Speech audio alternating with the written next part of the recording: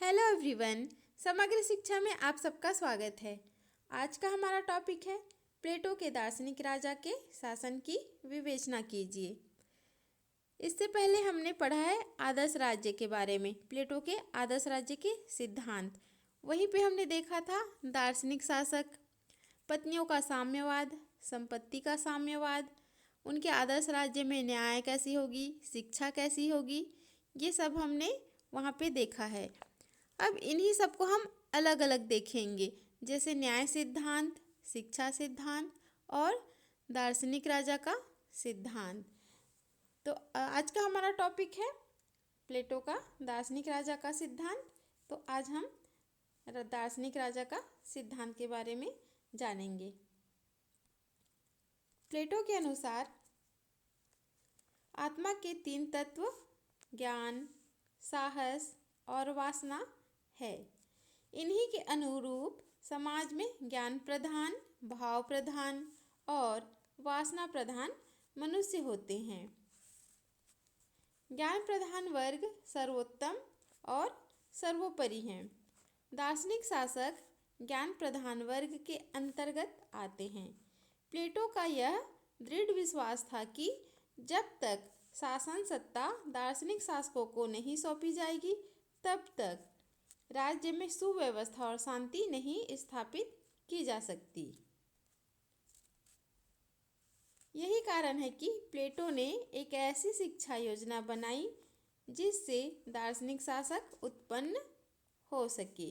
प्लेटो का विश्वास था कि दार्शनिक शासक ही राज्य के सामाजिक जीवन में आई हुई बुराइयों को दूर कर सकते हैं। अपनी पुस्तक रिपब्लिक की 5वीं पुस्तिका में वह लिखते हैं, जब तक दार्शनिक राजा नहीं बनते अथवा इस जगत के राजाओं या राजकुमारों को दर्शन की प्रेरणा और शक्ति नहीं मिलती और राजनैतिक महानता तथा बुद्धि मिलकर एक नहीं हो पाती और इसमें से एक को छोड़कर दूसरे की खोज करने वाले सामान्य व्यक्ति राजकाज से बाहर रहने के लिए बाध्य नहीं कर दिए जाते, नगर कभी भी अपने पापों से शांत नहीं होंगे या अपने पापों से मुक्त नहीं होंगे, यानी वहाँ पे अव्यवस्था फैली रहेगी। दार्शनिक शासक की विशेषताएं।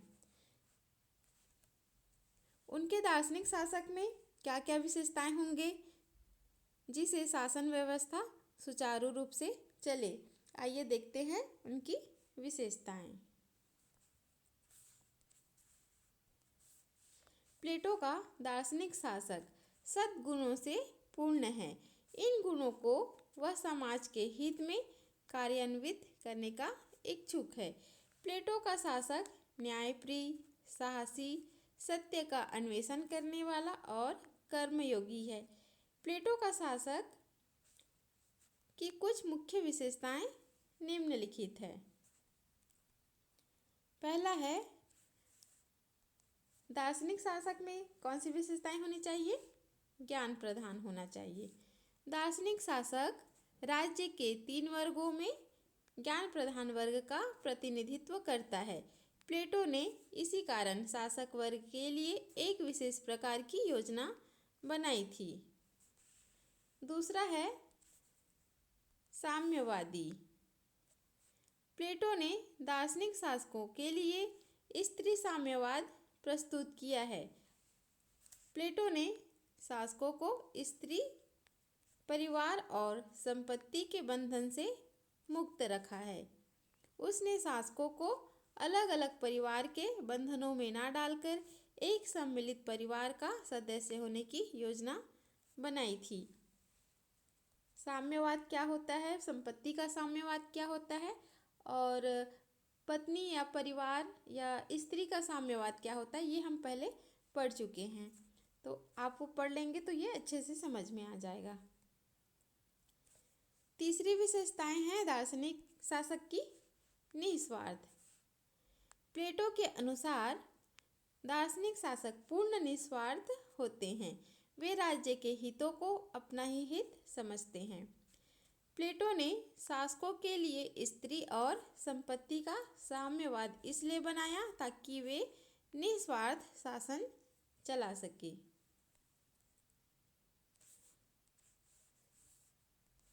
सुशिक्षित दार्शनिक शासक को पूर्ण ज्ञान होना चाहिए। प्लेटो का विश्वास था कि शासक अच्छा राजनीतिज्ञ, दर्शन शास्त्र का ज्ञाता और अच्छा शासक होना चाहिए। इसी कारण प्लेटो ने शासकों के लिए या उसके आदर्श राज्य के लिए शिक्षा योजना प्रस्तुत की है। शिक्षा योजना अभी हमने पढ़ा नहीं है, बाद में पढ़ेंगे। अगली विशेषता है निरंकुश। प्लेटो ने अपने आदर्श राज्य में दार्शनिक शासक को निरंकुश शासक का रूप दिया है। एक ओर अपने शासकों को अनियंत्रित शक्तियां दी है, दूसरी ओर वह निरंकुश शासक का विरोध करता है। दार्शनिक शासक पूर्ण निरंकुश ना हो जाए, इस कारण उन पर भी कुछ बंधन हैं। उनको भी संविधान के निम्नलिखित मौलिक नियमों को मानना पड़ेगा। जैसे क्या है? शासकों को राज्य का उतना ही विस्तार करना चाहिए जितना कि राज्य को आत्मनिर्भर बनने और राज्य में एकता स्थापित रखने के लिए आवश्यक है। इस प्रकार राज्य का आकार न अधिक बड़ा और न अधिक छोटा होना चाहिए। ये किस लिए है? कि वो निरंकुश ना हो जाए, दार्शनिक शासक निरंकुश ना हो जाए। दार्शनिक शासक को अपने राज्य में अधिक संपन्नता या निर्धनता को बढ़ावा नहीं देना चाहिए। यानी उसके राज्य में कोई बहुत अधिक संपन्न भी नहीं होना चाहिए और कोई बहुत अधिक निर्धन भी नहीं होना चाहिए। इससे राज्य में दो वर्ग स्थापित होने की संभावना होती है। जैसे कोई अधिक संपन्न हो गया और कोई अधिक निर्धन हो गया, तो उससे क्या होगा? राज्य में दो वर्ग स्थापित हो जाएगी, जिससे वर्ग संघर्ष बढ़ेगा और राज्य की एकता व शांति खतरे में पड़ जाएगी। दार्शनिक शासक को धन के उतार चढ़ाव में असंतुलन न होने देने चाहिए, ऐसी विशेषता बताई है। आगे है, दार्शनिक शासक को आदर्श राज्य में न्याय की स्थापना के लिए यह देखना है कि राज्य के सभी व्यक्ति अपने अपने कर्तव्यों का पालन करें तथा किसी दूसरे के कार्यों में हस्तक्षेप ना करें। आगे है, दार्शनिक शासक को शिक्षा पद्धति में किसी प्रकार का परिवर्तन करने का अधिकार नहीं है। अब आलोचनाएं देखते हैं। दार्शनिक राजा का सिद्धांत की आलोचनाएं। अव्यवहारिक सिद्धांत। प्लेटो का दार्शनिक राजा का सिद्धांत अव्यवहारिक है। दर्शन शास्त्र, गणित तथा लोक जीवन का ज्ञान रखने वाले तथा सांसारिक विषयों में अरुचि रखने वाले व्यक्ति मिलना बहुत कठिन है। जिस प्रकार से उन्होंने पत्नियों का साम्यवाद बताया है और संपत्ति का साम्यवाद बताया है, तो ये तो किसी भी शासक के लिए व्यवहारिक नहीं है या उचित नहीं। ऐसा मिलना मुश्किल है कि किसी का अपना संपत्ति ना हो या अपना परिवार ना हो। तो इस तरह यह पे आलोचना देखने को मिलता है। निरंकुश शासन का समर्थन। दार्शनिक शासक को असीम अधिकार देने से निरंकुश शासन का समर्थन होता है। एक्टन के शब्दों में, एक्टन क्या कहते हैं? सत्ता मनुष्य को बिगाड़ती है और पूर्ण सत्ता पूर्ण रूप से बिगाड़ती है। ऐसा कौन कहते हैं? एक्टन। प्लेटो ने शासकों पर जो प्रतिबंध लगाए थे वे पर्याप्त नहीं थे।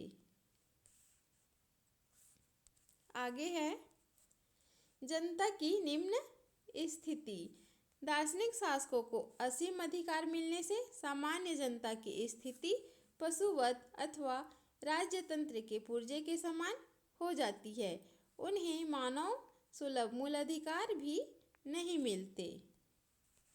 आगे है दार्शनिक और प्रशासन में अंतर। दार्शनिकता के विकास से व्यक्ति में जो गुण उत्पन्न होते हैं बहुधा वे प्रशासन में सहायक होने के स्थान पर बाधक सिद्ध होते हैं। और ये पांचवा और आखिरी है शासन में जनता के योगदान का अभाव। दार्शनिक शासक शासन में जनता की राय नहीं लेते। जनता के सक्रिय सहयोग के बिना प्रशासन कभी भी सफल नहीं हो सकता। तो ये तो थी उनकी आलोचनाएं, है ना। तो यहीं पे हमारा आज का टॉपिक कंप्लीट हो जाता है। फिर अगले वीडियो में हम देखेंगे जैसे न्याय सिद्धांत है और शिक्षा सिद्धांत है, ये भी हमारा पढ़ने के लिए बचा है। तो नेक्स्ट टॉपिक में हम यही लेकर आएंगे। चलिए फिर मिलेंगे नेक्स्ट वीडियो में, तब तक के लिए गुड बाय।